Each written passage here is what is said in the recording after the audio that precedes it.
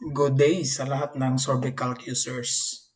Ngayon ay papakita ko sa inyo paano mag-process ng topographic survey sa version 3 ng Sorbicalc. So this is a new features sa Sorbicalc, only starting version 3. Okay, alam natin na talagang kailangan natin yung software or features paano mag-process ng topographic survey. So inside Sorbicalc, hindi mo na kailangan yung Civil 3D or ano ba yung ibang software for contour processing or surface processing. So we try to make it very simple sa Sorbicalc para madali nating magawa yung contours natin or yung mga topographic survey natin. Madali natin ma-process. So in Sorbicalc, may bago tayong pull-down menu. TIN stands for triangular irregular network. So first, we'll click import topo points. So dito hihingi siya ng topographic survey data. So we'll browse. So dito sa bagong data natin may nilagay akong tutorial folder. So may topo data diyan. So pwede nyo gamitin yan for your practice. So drive D, Sorbicalc tutorials, mayroon yung topodata.csv file. So kung tingnan natin yung CSV file, open Excel. So ito yung point number, northing, easting, elevation, saka description. Dito, mayroon din itong mga line works. Like for example, itong WW3, waterway 2, 3, waterway 2, waterway 1, road right, road left, creek, para automatic na niyang i-draw yung line works.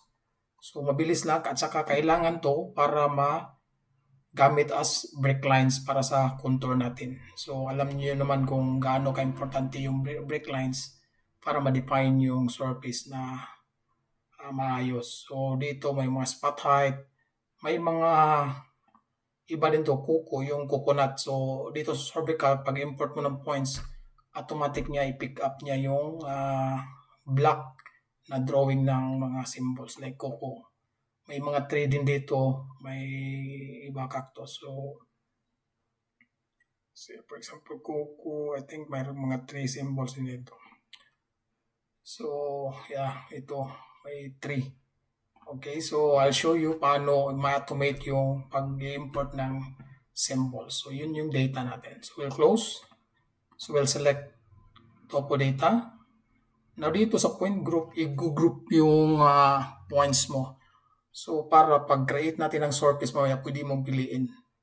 Anyway, I can type dito topo data or I can just select this mga existing na or may mga predefined na group. So for example, I'll select topo points.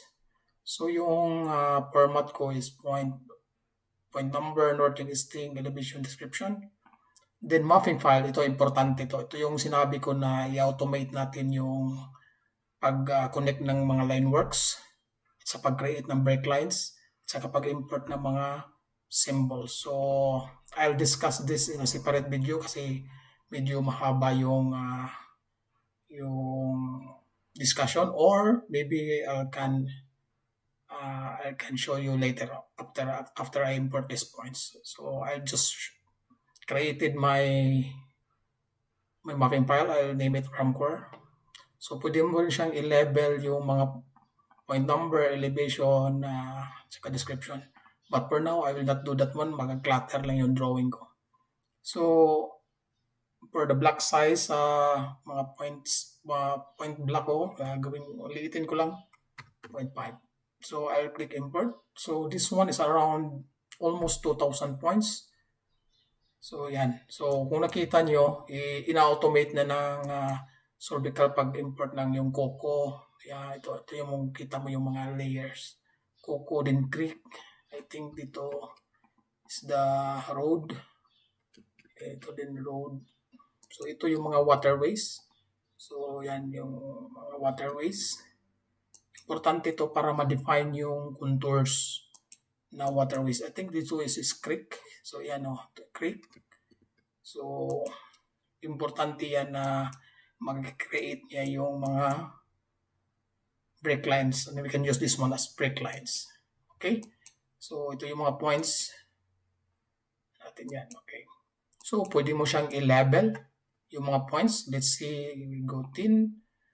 We edit point block style. Then gusto ko ba i-add yung mga point number, level, at saka yung description. I'll use 1 lang sa text height. I'll apply. Okay. So, yun yung mga level. Okay. So, nagka-clutter lang yung drawing ko. So, first, I'll just erase the level. Okay. So, because I will not use that one para sa create ng surface. Okay. So, once we imported this one, we'll create now the surface. So, pwede ka mag-create ng break lines, pero this time, in-automate na ng Sorbical paano pag-create ng break lines. So, how it is automated, ito yung discuss ko sa inyo. So, I'll discuss the mapping file. So, di ba kanina, pag-import natin, we selected mapping file. So, paano ginawa yung mapping file? So, I'll close. So, I'll go thin, mapping file. So, ito yung mapping file discuss. So, I'll read that RAM core. Okay. So, ang ginawa ng mapping file is, pag may code ka dito, for example, ito, road right, it will create a layer, then, type niya is line. So, meaning, i-connect niya lahat ng may mga code na road _R, meaning right side of the road, and road left, i-automate din niya, i-connect niya yan. So, for example, yung Coco, yan. Coco, may Coco ka na code, Coco 3, then it's a point. It's a point. So, point siya, tapos dito, sa object niya, yung block niya, siselect ko yung coconut. So, kasi ito, yung mga block, dito yan sa, may pagpunta ka dito sa Sorbical, blocks na folder, which hanapin mo ito, blocks, dito mo isi-save yung mga blocks mo. So, automatic, itong coconut, makikita dito sa object. So, yung drawing na coconut, kung makikita mo yun dun sa drawing natin, i-automate na niya, isi-select niya, at saka automatic i-import niya. Pag nag-match siya yung code, yung block na coconut or drawing na coconut, i-attach na siya sa point. Then make it tinable para ma-interpolate siya in the color. So that's how the mapping file works. So you can add more descriptions as you like para ma-match sa yung company standard nyo. So we'll close. So that's kaya yun ang nangyari dito. So pag-import, automatic na yung drawing or block na coconut na create. Yung mga line works, automatic na niya i-connect. Pati yung mag-create. Okay? So, yun yung nangyari. So, ngayon we'll create the surface. Thin. Since we have already the break line, so walang problema. We'll now generate the thin surface. So, now pwede mo siyang i-generate as topo points. Pero, we need to include the break lines. So, yung mga 3D lines na yan, hindi naman yan kasali sa topo points. So, instead of selecting topo points, pero pag wala kang break lines, you can use this one. You can click OK. Or, kasi may gusto kong isali yung mga 3D polyline, I'll use manual selection. Then, I'll type my thin name as maybe original ground. Okay? So, yun yung surface name ko, original ground. I'll just remove that. Okay? Then, click OK. Then, select all. Crossing lang. Enter. Okay, so, yun. Interpolate na niya. Ginawa na niya yung thin lines. Okay, so, kita mo dito, maraming mga thin lines na hindi dapat ma-interpolate. So, or pwede natin i-null to or tanggalin. So, what we'll do is thin, edit thin surface, then you will have to make sure na original ground yung thin natin. Okay, then I will delete the thin lines. But now this time I'll use distance. So gusto ko around 80 meters. Hindi, ayaw ko nang ma-connect. So I'll type 80. Okay, so 18. So ito gusto kong i-remove to dito. So I'll just delete that one. But this time I'll use fence. So select ko dyan, close dyan. Okay. So that's how you edit the use fence. For example, ito ayaw ko nyan. Okay, close. So that's how you edit the surface. So now, since we have the thin, now we can now create the contours. So create contours. Okay, so picture yung thin name natin, original ground. Contour interval is measures 5, 1 meter. So this is the layer of the contour. So if you then you can label the contour. So label natin doon sa end points lang, sa end of the line. Okay, so use this one. See, we'll use that text style, text height natin, gawin natin 2. You can also add label the minors, but for now we'll not label that one. So inside every 50 meters, so mag-create siya ng intermediate levels. But for now, hindi lang natin mag-label yan. Okay? Then we'll now generate the contours. So see, ang bilis. Now we'll freeze just freeze the 10 lines para makita natin yung contour. So see, makikita natin yung road. Ginamit niya as break lines. So kita mo yun yung waterway. So ni-respect ng interpolation yung waterway. See, kita mo. So kasi pag walang break lines, sigurado kong magko-cross yung interpolation niya. So kita natin na maganda yung contours natin. So ito yung levels. Kita mo yung contours. Ang ganda. Diba? Okay. So that's how you process. But now you want to see the section, cross-section sa dito. So pwede ka dun thin, generate cross-section. Okay. So make sure naka-turn on yung